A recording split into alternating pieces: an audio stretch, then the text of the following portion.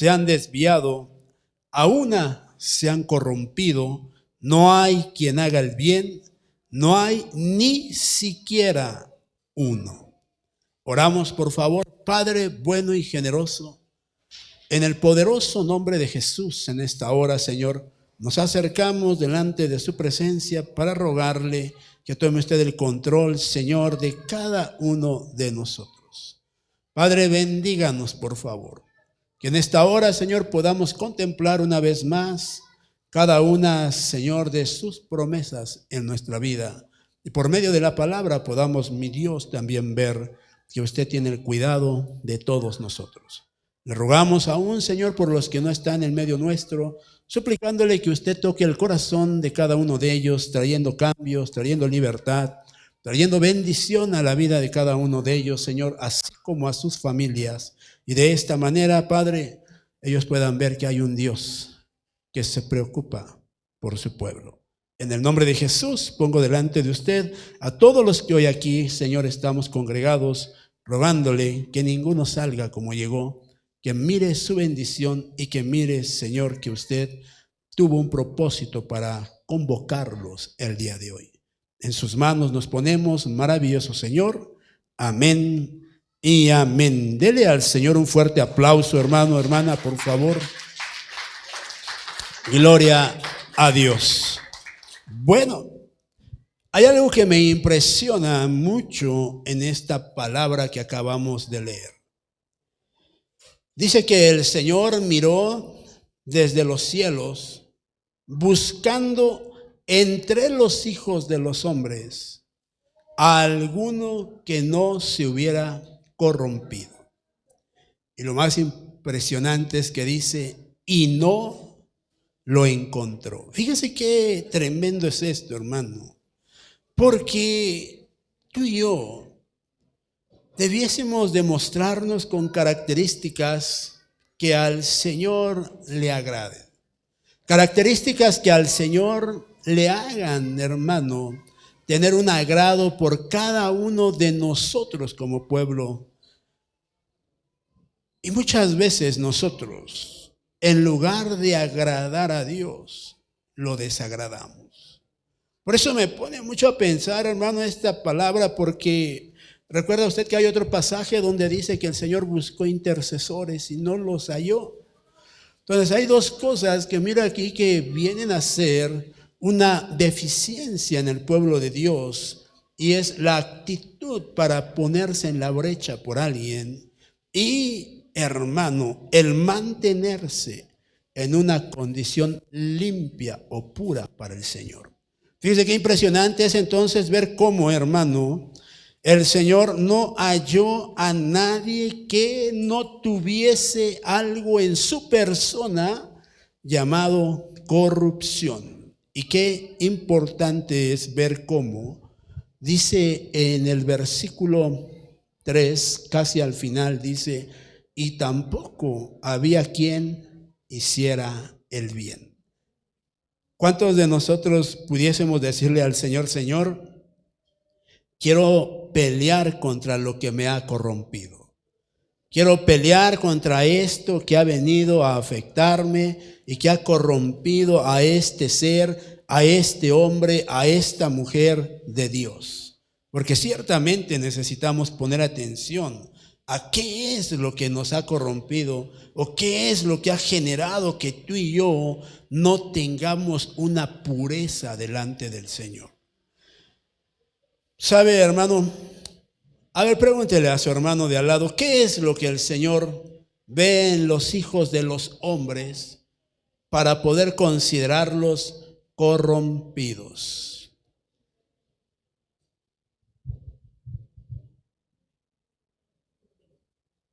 ¿Qué es lo que el Señor ve? Uno de los términos que podemos mirar, hermano, por medio de los diferentes diccionarios y que pareciese ser el más correcto, ya que entre varios diccionarios esta palabra es la que más fluye, es la de contaminación. Entonces, lo que el Señor mira en el hombre para considerarlo corrompido es la contaminación que hay en él.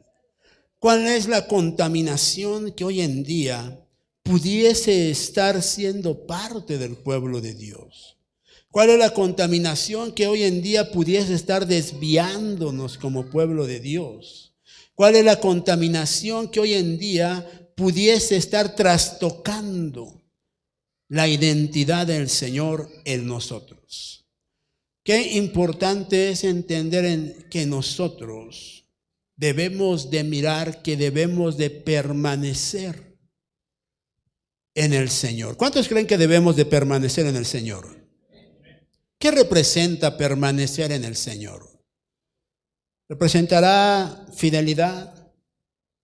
¿Representará integridad? ¿Representará afinidad en el Señor? ¿Qué le representa a usted? Le pregunto.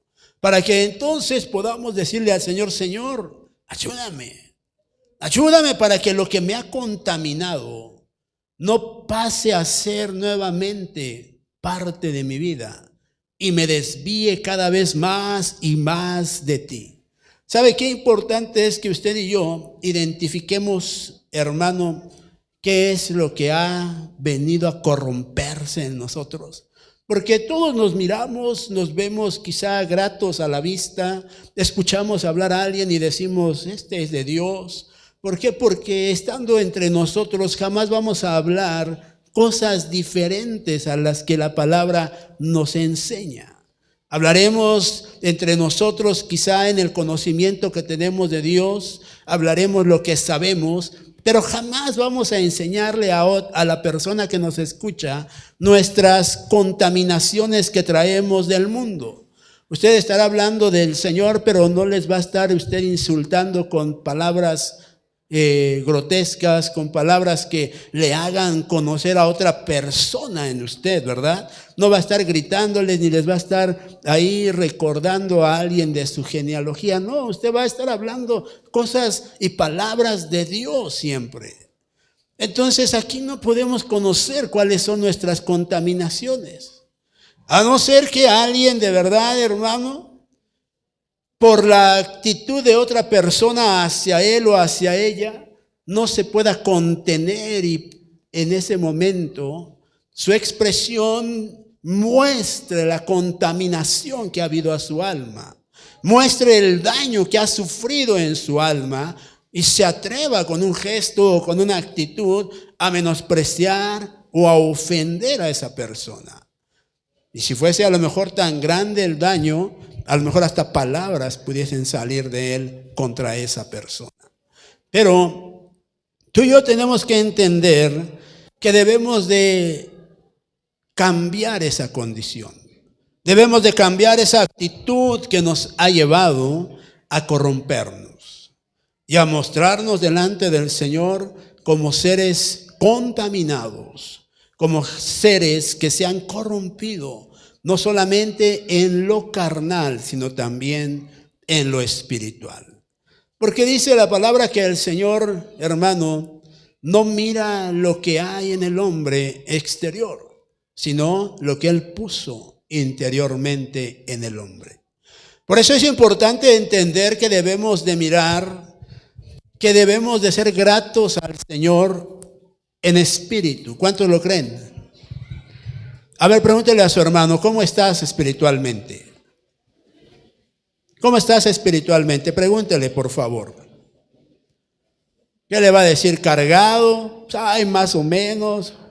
No, pues la verdad estoy por los suelos. ¿Cómo le va a decir? No, hombre, cuenta conmigo en lo que necesites.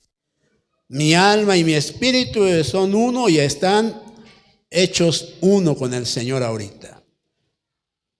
Hay gente que espiritualmente, como dijesen en mi pueblo, echa tiros, hermano. Y que donde quiera que se para, muestra lo que hay en ellos. Ya sea orando, ya sea intercediendo, ya sea clamando, ya sea pidiéndole al Señor algo, muestra lo que hay en él en ese momento. ¿Por qué? Porque espiritualmente sabe que está bien. Pero hay gente que usted le puede decir, hermano, hermana, participe de esto, apóyeme con esto, hermano, va usted a desarrollar esto, y le puede decir, no cuente conmigo porque la verdad ando un poco mal. no me siento grato para hacer esto. Mi espíritu como que no ha conectado con el Señor en estos meses y la verdad, no quisiera yo fallarle a Dios. Entonces podemos ver que hay una contaminación que está dañando y que está afectando a esa persona en ese momento. Pero ¿qué hay cuando nada más decimos, no cuente conmigo, no quiero participar porque no estoy bien? ¿Qué hay cuando no busco la solución para salir de esa situación? Para salir de esa contaminación que me ha llevado a frenar mi avance o a no querer continuar en lo que el Señor me ha mandado a hacer. Pregúntele por favor a su vecino, pregúntele qué ha frenado tu avance en este tiempo. A ver qué le dice. ¿Qué ha frenado tu avance?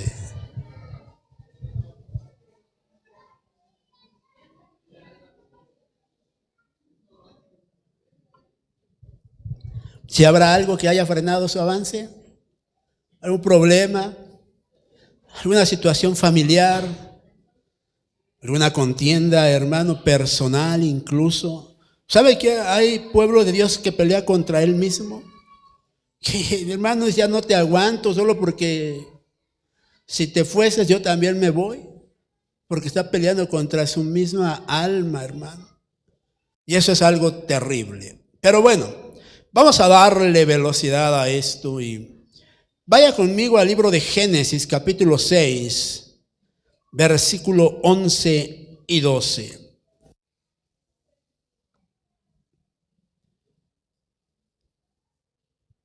Y veamos qué es lo que genera en nuestro ámbito, hermano, el que nosotros nos corrompamos. ¿Qué es lo que trae hacia nosotros, hermano, esta corrupción impresionante y que es contra lo cual tú y yo tenemos que pelear? Contra lo cual tú y yo ya no podemos, hermano, mantenernos indiferentes, sino por el contrario, aprendamos a pelear la batalla y echar fuera de nosotros todo esto que ha generado cambios en nuestra vida. ¿Ya lo tiene? Génesis capítulo 6, versículo 11 dice, y la tierra se había corrompido delante de Dios, y estaba la tierra llena de violencia. Versículo 12, y miró Dios a la tierra, y he aquí que estaba corrompida, porque toda carne había corrompido su camino sobre la tierra. ¿Qué es lo que genera, hermano, en nuestro ámbito el corromperse? Dígale a su hermano, violencia. Violencia. La violencia es una de las causas que genera el estar en una condición. Le voy a decir algunos términos de esa palabra también corrompido o algunos sinónimos que nos hacen ver que hay características que la gente pudiese tener, ¿verdad? Dice putrefacto, corrupto, podrido, dice rancio, descompuesto. Yo creo que si usted le dijese a alguien, oye, tú estás rancio, le diría, pues, ¿qué te pasa, verdad? Porque, pues, ¿qué término es ese que utilizas para mí? Pero uno de los términos que nos muestra, hermano, esta palabra es la de rancio. Y sabe, ¿verdad que ninguno del pueblo de Dios está rancio, hermano? ¿Verdad que usted sería capaz de identificar a alguien que esté, hermano, rancio y a alguien que no lo esté? Las hermanas que cocinan, ¿cuándo es que usted se atreve a decir esto está rancio? ¿En qué momento usa usted ese término como mujer de casa? ¿Cuál es el tiempo en el que usted puede decir esto? Ya se echó a perder, ya está putrefacto. ¿En qué tiempo lo hace? ¿En qué momento lo hace? Un pan se puede arranciar, se puede poner rancio.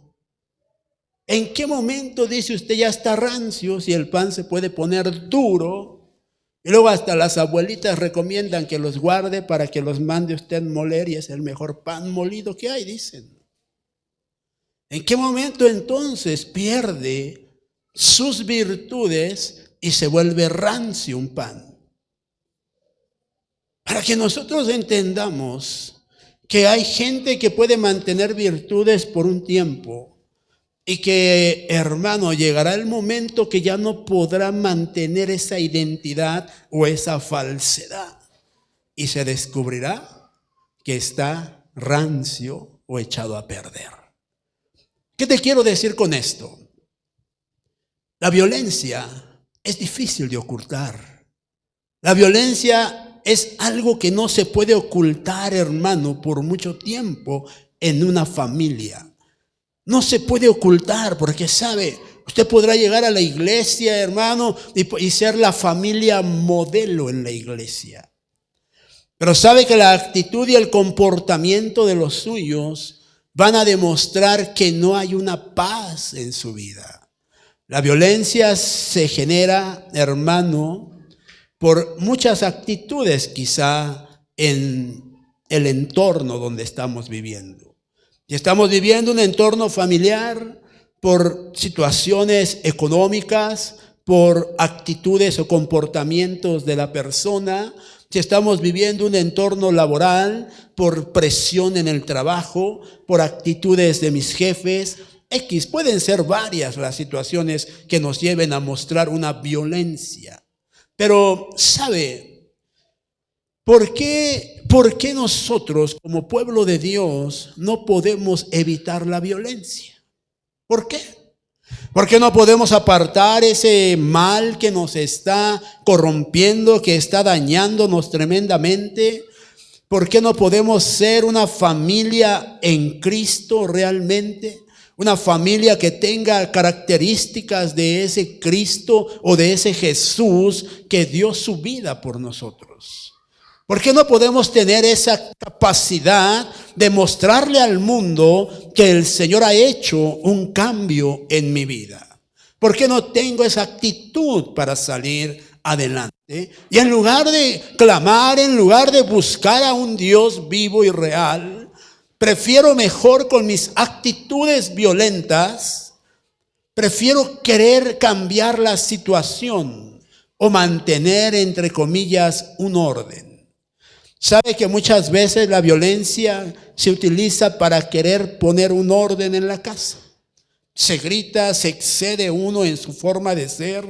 Y cuando usted se logra dar cuenta de ese efecto, mirará que generó hombres y mujeres violentos en la casa también.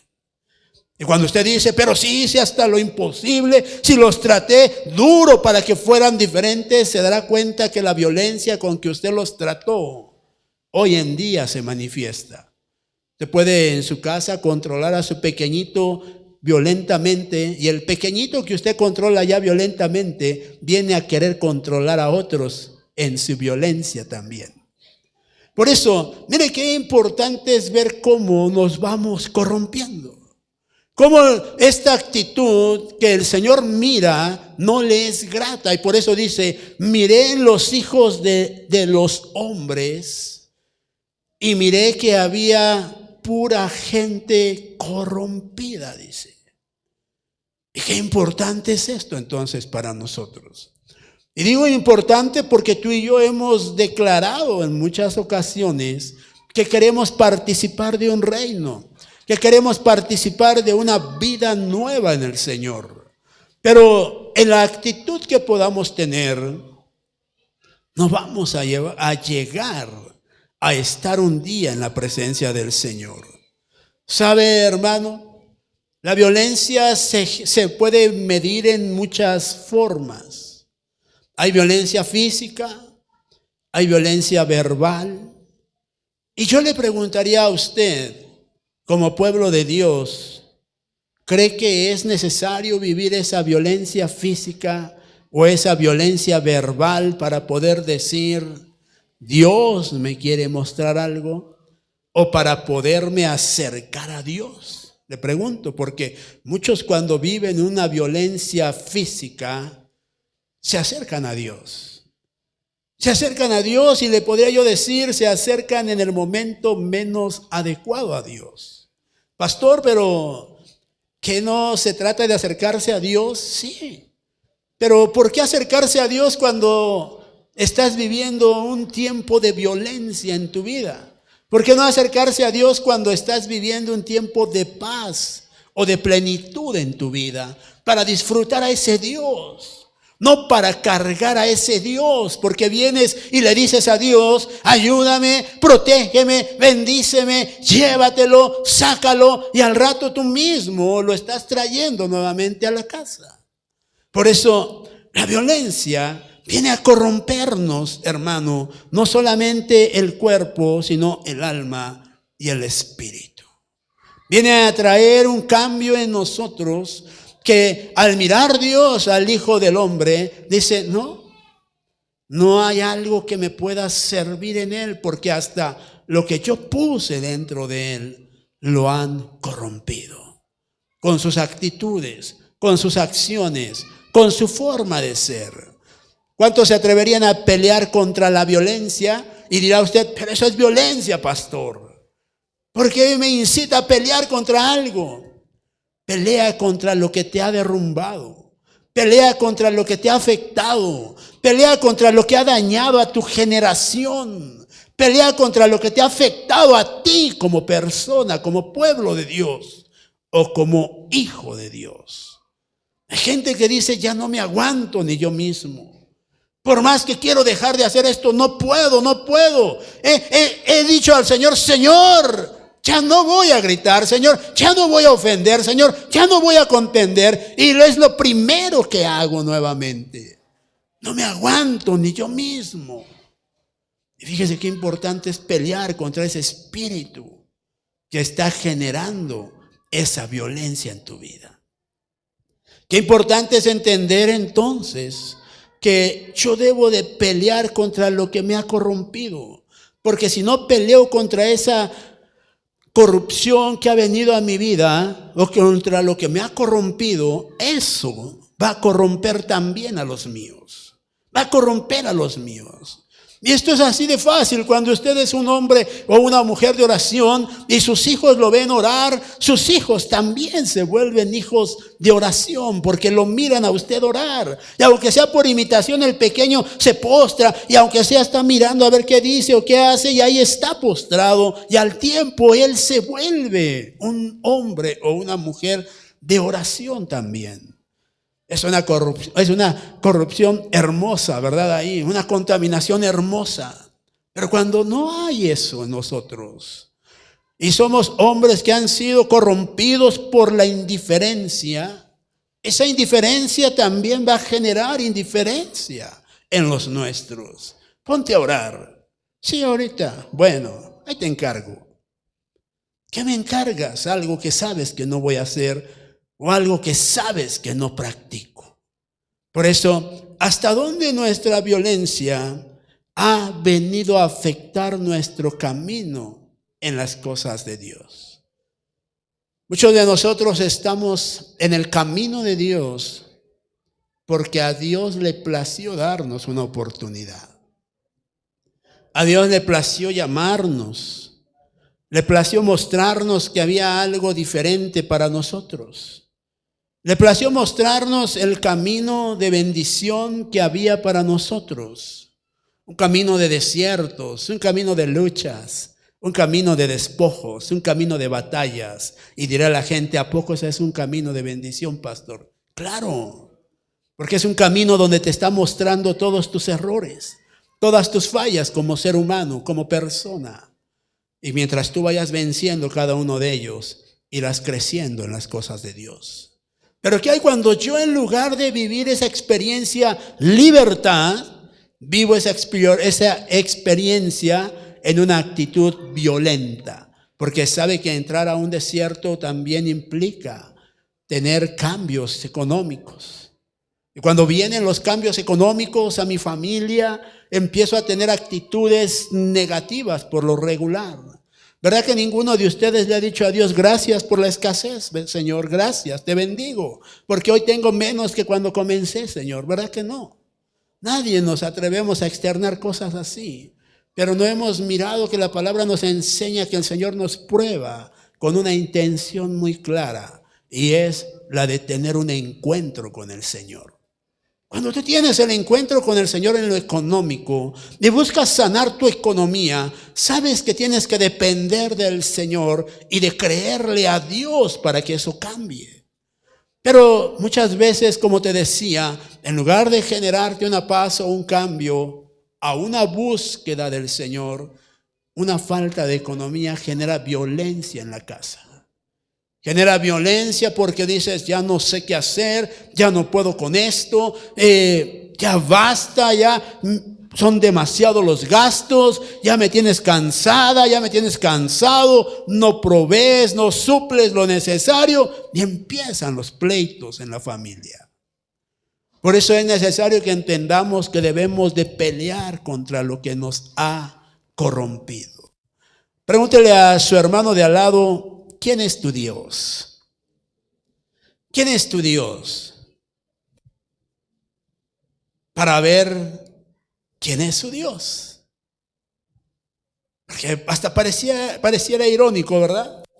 ¿Quién es tu Dios? Para saber quién es tu Dios. Porque lo que nosotros decimos muchas veces no es congruente con lo que hacemos.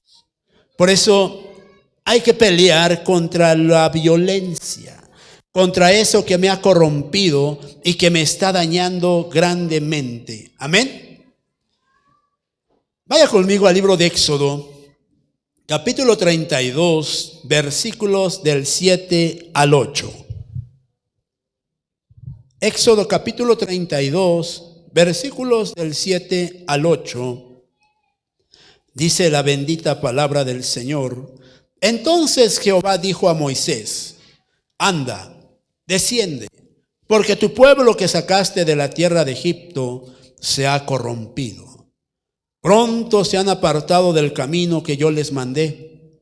Se han hecho un becerro de fundición y lo han adorado y le han ofrecido sacrificios y han dicho, Israel, estos son tus dioses que te sacaron de la tierra de Egipto. Fíjese, hermano, cómo el corromperse o el dejar que nuestra persona, nuestra alma y nuestro espíritu se corrompan, nos llevan a mostrar una adoración a falsos dioses. Fíjese qué importante es esto. Porque yo le voy a preguntar algo en esta noche. Quiero que usted lo piense bien antes de contestarme. ¿Por qué el pueblo del Señor, ese pueblo que Él rescató, dice que se volvió a adorar falsos dioses? Si era un pueblo que caminó con la idolatría de esa nación. Era un pueblo que solo conocía a esos dioses. ¿Estamos o no estamos? ¿Por qué entonces el Señor le dice a su siervo, desciende porque tu pueblo se ha corrompido? Yo le pregunto a usted, si usted no conoce a un Jehová, si usted no conoce a un Dios como el que hoy en día nos han presentado, ante una situación, ante algún momento que usted estuviese pasando, buscar al Dios que usted conoce le representaría una corrupción.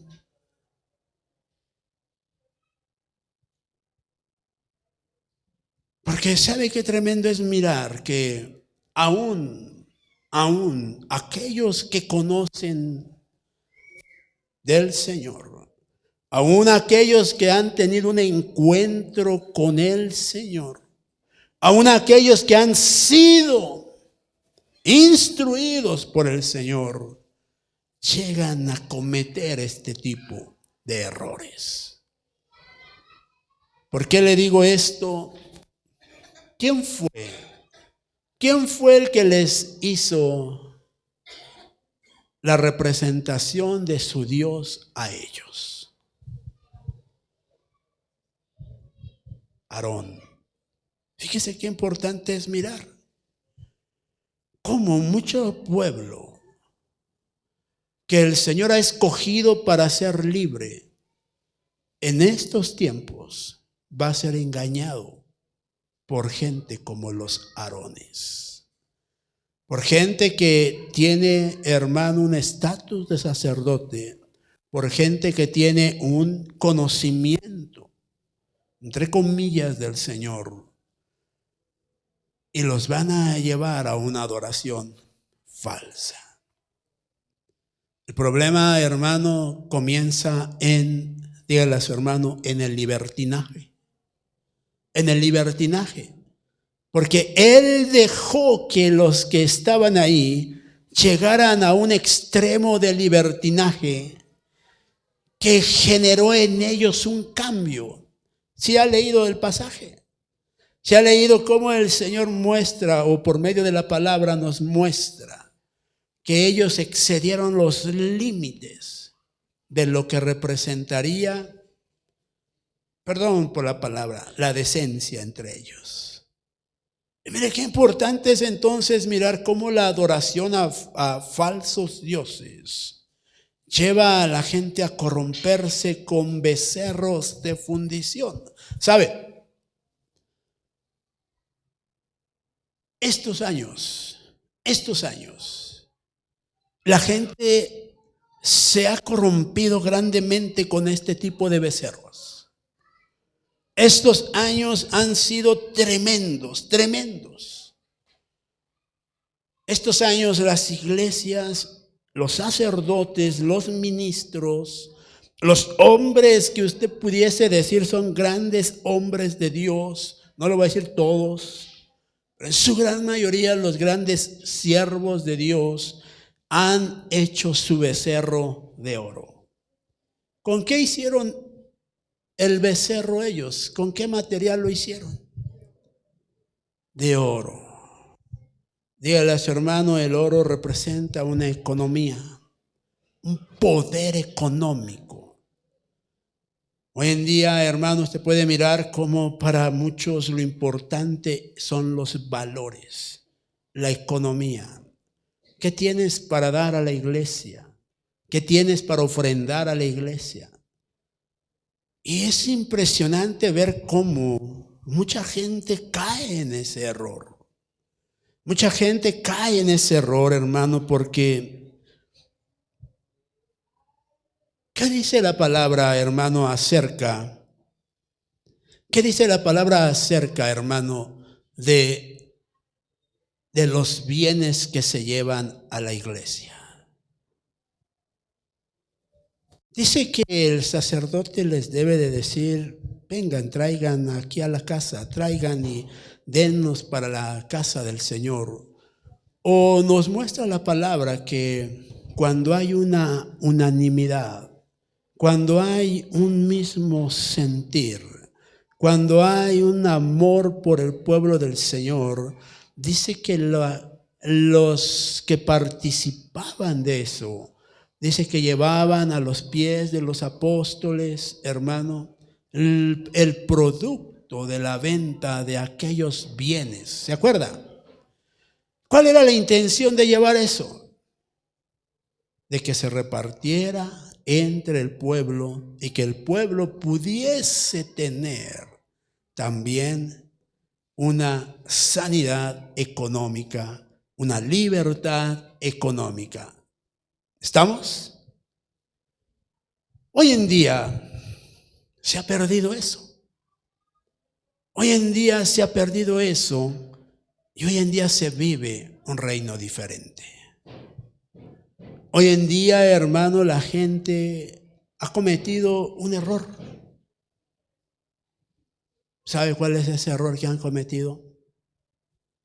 Antes se ponía a los pies del apóstol o del siervo el bien.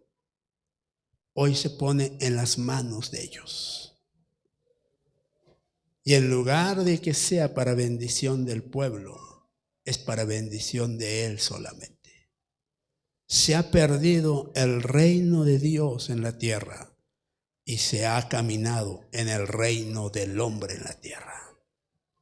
Por eso hay muchos errores que hay que corregir. Hay muchos errores que deben de quitarse de en medio del pueblo y que se camine en el orden del Señor. Vienen situaciones, con todo respeto, muy fuertes. Y si una iglesia no está bien establecida, bien cimentada en la palabra, en la enseñanza, se va a perder la iglesia. Y se va a perder por culpa de la iglesia que quiere continuar en esa actitud. A mí me gusta ver bien vestido a mi pastor. A mí me gusta bendecir a mi pastor. ¿Y sabe qué hermoso es que usted tenga amor por su pastor? Pero antes que su pastor está el pueblo de Dios. Y es algo que uno tiene que corregir. Yo sé que a algunos quizás les va a molestar, pero es algo que el Señor ha estado mostrando en estos meses. Hay que tener cambios. Hay que bendecir al pueblo de Dios. Hay que ayudar al pueblo de Dios. Hay que transformar al pueblo de Dios. Pero ¿cómo se puede transformar a un pueblo cuando el pueblo está pisoteado por el mismo sacerdote? Por eso quiero que usted entienda algo. Cuando usted identifique realmente lo que Dios le ha mandado a hacer, usted va a crecer mucho. Usted va a ser bien bendecido. Perdón por ese término, bien bendecido, porque creo que no es el correcto, ¿verdad? Muy bendecido. Muchos de ustedes dirán, pastor, pero yo le doy a Dios. Y sabe, si Dios descendiera en esta hora, Dios nos preguntaría a lo mejor, ¿cuándo me diste algo a mí? Pero es que yo se lo di al pastor. Y dirá, pastor, no diga eso porque ya no le van a dar nada.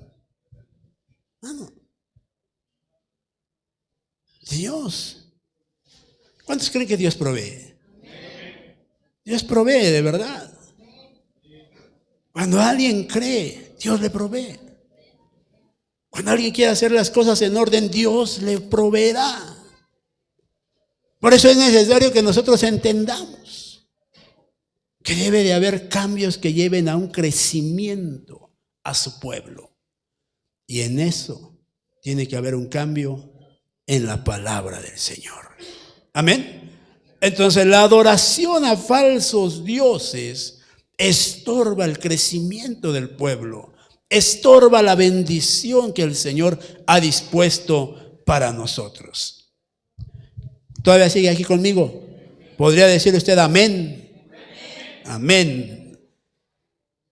Job capítulo 15, versículos 15 al 16. Dice la palabra del Señor. He aquí, Dios no confía en sus santos, y ni los cielos son puros ante sus ojos. Cuanto menos el hombre, un ser abominable y corrompido, que bebe como agua la iniquidad. Fíjese, hermano. Lo tercero que miro, que ha corrompido al hombre y que es contra lo que debe de pelear, es contra la iniquidad. Contra la iniquidad, ¿sabe? El hombre tiene que pelear contra su propia iniquidad, no contra la de los demás, contra la de él. Recuerde usted que esta palabra significa perversidad, maldad, corrupción. ¿Sabe que nos hemos, hermano, dejado corromper de tal manera que se han perdido los valores? ¿Sabe que aunque nos dicen esto es una ley que debes de cumplir, se han perdido los valores en nosotros para enfrentar una verdad. Qué tremendo es esto, hermano. Qué tremendo es estar con una lucha contra la ley. Cuando tú y yo, hermano, debemos de entender que no podemos dejar que la corrupción siga caminando con nosotros. Ahora, ¿cuántas familias en Cristo habremos experimentado esta corrupción o esta iniquidad en nuestra familia como cristianos? ¿Alguno de ustedes podría decirle a su hermano: yo he dejado que la corrupción entre a mi casa? Muchos podríamos decir: pastor, eso no es una verdad. Pero el que se conoce y sabe lo que tiene, ese va a ser honesto y va a decir: yo la he dejado entrar. Yo he dejado que la corrupción o la iniquidad venga a traer corrupción en ciertas áreas de mi casa. Y sabe que muchas veces justificamos las acciones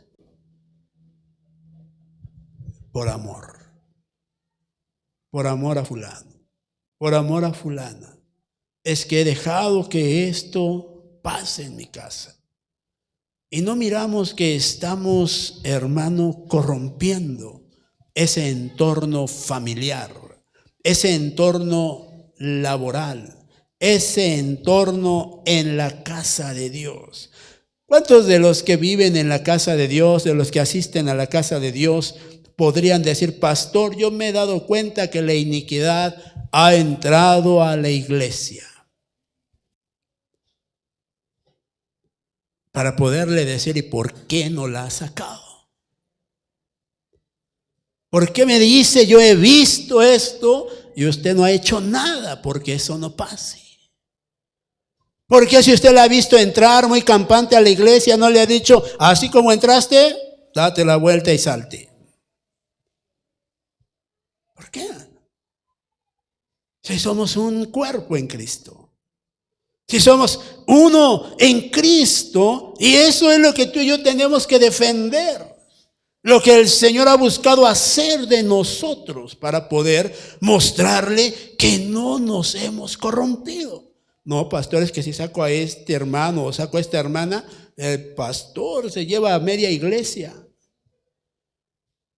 Mejor una iglesia limpia que una iglesia que esté llena de iniquidad. Y al final de cuentas se darán menos cuentas ante Dios. ¿O no? Yo le puedo asegurar que los benditos pastores que tienen miles de congregantes van a tener serios problemas con el Señor, cuando el Señor les diga: dame cuentas. Porque tendrán que formar a todos los hacendados que tienen o a todos sus liderazgos. Y les dirán: dame cuentas de fulano, porque el Señor me está pidiendo cuentas. Fulano tendrá que dar cuentas delante del Señor, y el pastor dirá: amén, ya te lo entregué cuentas, Señor. Pero ¿qué hay cuando el Señor le diga: tú los debes de conocer? Te llenabas la boca de decir: tengo miles de congregantes, tengo miles de ovejas. Y la palabra dice que la oveja conoce a su pastor y el pastor conoce a su oveja. Yo miro que va a haber una situación fuerte delante del Señor. ¿Qué es esto que oigo de ti? Dame cuentas. ¿De quién, Señor? Míralos. En paz todos, ¿no? Estas 3 ovejas vinieron a reclamarme. Me dijeron de ti, ni las conozco. Claro. Ni las conoces. Fíjese qué importante es cuando llegue a suceder algo como esto delante del Señor. Si teniendo pocas, no las conocemos a todas. Ahora teniendo miles, hermano, hermana, ¿qué será de nosotros? ¿Alguien tiene aquí 4 hijos? Cuando entregue cuentas de ellos, podrá entregar cuentas de ellos porque convivió con ellos. Hasta cierta edad dirá, hasta aquí se acabó mi responsabilidad, Señor. De aquí para allá, yo no sabía qué hacían en lo secreto, yo no sabía qué hacían en su casa. Hasta aquí, Señor, te entrego cuentas. Imagínense, hermano, que nos llamara el Señor y dijera, a ver, Caín y Abel, a ver, tú ven, Adán, para acá. Dame cuentas de estos dos.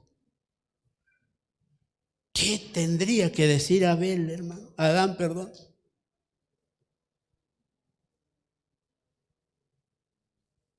Si a lo mejor no conocía a uno.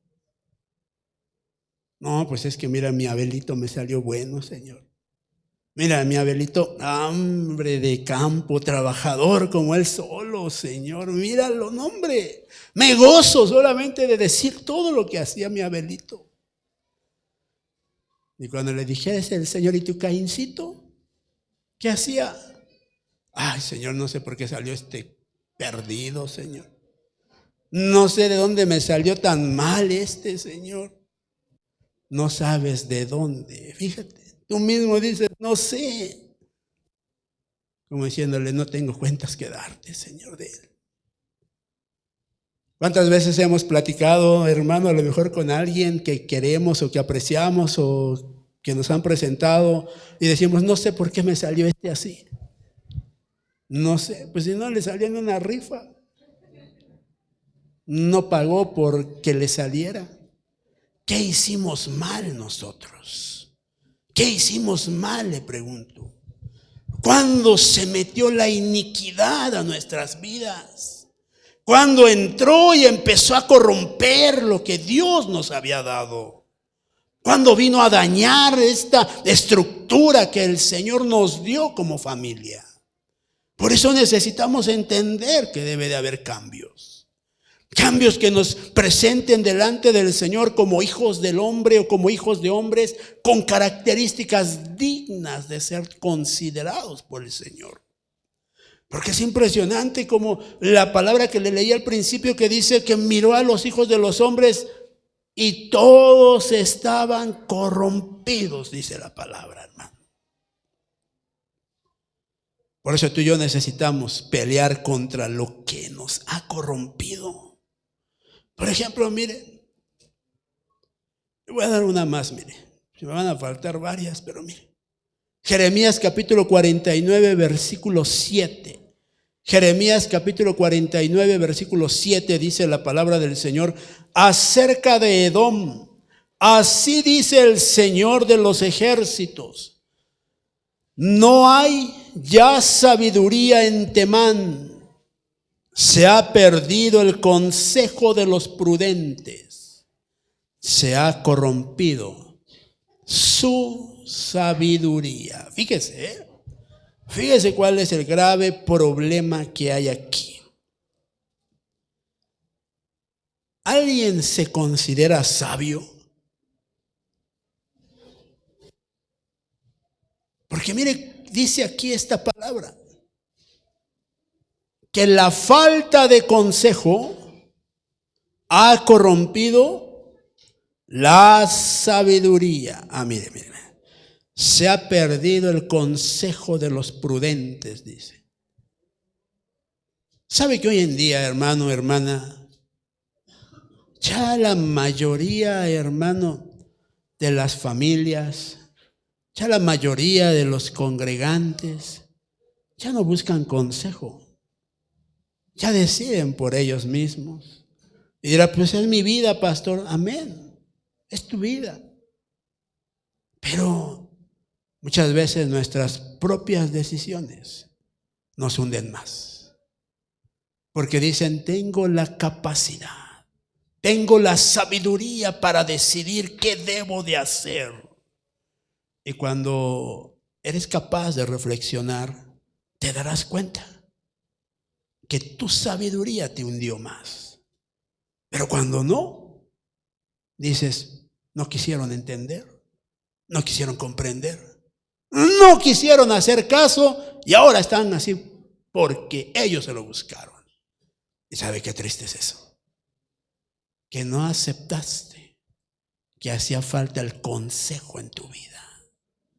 Pero ¿qué hay cuando alguien deja que el consejo participe de su vida, hermano? Te hace más sabio cada día. Te hace más sabio. Mire, todos necesitamos de Dios. ¿Cuántos dicen amén? Todos necesitamos de la guianza del Señor.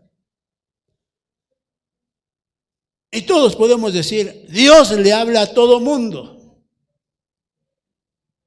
¿Por qué si Dios le habla a todo mundo, no te ha hablado para decirte, estás mal? Entonces quiere decir que Dios no le habla a todo mundo, pero Dios habla a través de otros para que tú puedas entender que hay que cambiar. ¿Sí lo cree usted o no? Le voy a volver a preguntar, ¿sí lo cree usted o no? Ahora pregúntele a su hermano de al lado, entonces, ¿por qué cuando has pedido consejo no haces caso? Si Dios habla a través de otros. Ahora dígale al que está a su lado, ese no es mi caso. Yo sí obedezco. El problema es, de verdad, que muchas veces nosotros cerramos, hermano o hermana, la bendición del Señor a través de un consejo. Cuando usted deja que el consejo camine con usted, el consejo le va a llevar a mostrar que usted es un hombre o una mujer sabia. Y esa sabiduría le va a llevar a crecer, a crecer, a crecer grandemente. Por último, hermano, vaya usted al libro de Ezequiel capítulo 16. Versículos 45 al 47. Y mire, esta es una pelea que usted y yo no podemos ignorar. Lea usted ese pasaje y va a mirar que ahí hay una pelea generacional. Usted tiene que pelear, hermano, tiene que pelear de tal manera contra esa herencia generacional que ha venido a dañar, que ha venido a afectar, que ha venido a cambiar a tu familia. Usted ha tomado en broma, y lo digo así porque yo miro que a usted le da risa cuando le digo, es que así era mi abuelito, es que así es mi papá, y es que pues yo soy así también. ¿Sabe? Usted tiene que romper esas herencias generacionales. Porque cuando tú te atreves a decir es que así era mi abuelo, así es mi padre y así soy yo, tú le estás diciendo a esos genes o a esas entidades espirituales que han participado de ellos, que también pueden participar de ti. Nuestras palabras nos atan, nuestras palabras nos dañan. Nuestras palabras nos afectan grandemente. Y si yo no tengo la actitud o la capacidad para renunciar a eso, voy a caminar siempre atado a ese tipo de espíritus generacionales. Muchos podríamos preguntarnos, Señor, ¿por qué? ¿Por qué no hemos podido vencer este problema? ¿Por qué no hemos podido superar esta situación que estamos pasando? Pareciese que todo cambia, Señor, y de repente vuelve el ataque, mi Dios. Pareciese que estamos viviendo ya el momento de felicidad y de dicha, y de repente otra vez, Señor, viene a causarnos una afectación, algo. ¿Qué has pensado de eso tú? ¿Por qué vuelve como si esto fuera cíclico? Es que yo me acuerdo que eso le pasó a fulanito, mi abuelo, mi tatarabuelo, me platicaron. Y hoy lo miro que se repitió en alguien de mi familia y hoy lo veo que se está repitiendo conmigo. ¿Por qué? ¿Por qué dar paso a que eso venga a corrompernos, a corromper mi generación? Yo te puedo preguntar en esta noche, ¿por qué dejar que una herencia generacional venga a afectar tu vida cuando tú puedes frenarla? Cuando tú puedes cancelarla.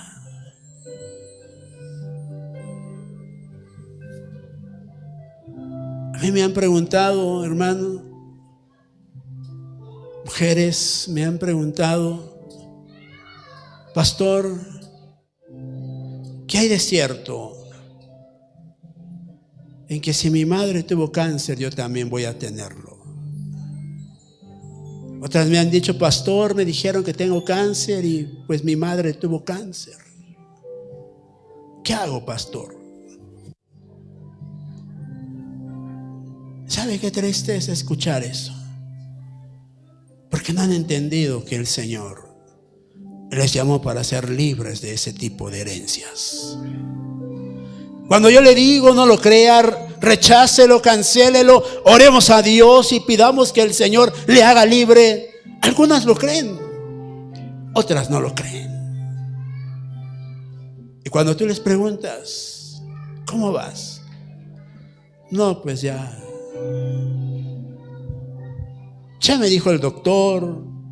Y te dicen una serie de cosas, hermano, y tú te das cuenta que no creyeron a la palabra. No basta solo con decir, lo creo. Esto es con hechos. Renuncio.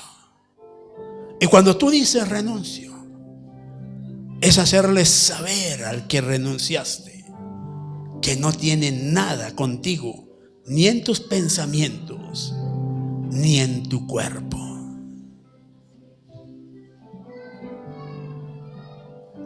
No seas como la mujer que le dice a la montaña, muévete, y cuando abre los ojos la mira ahí y dice, ya sabía que no se iba a mover. No. Cree. Y en todo tiempo el creer te llevará a vivir una victoria poderosa en el Señor. Cree en lo que tú crees, lo vas a vivir.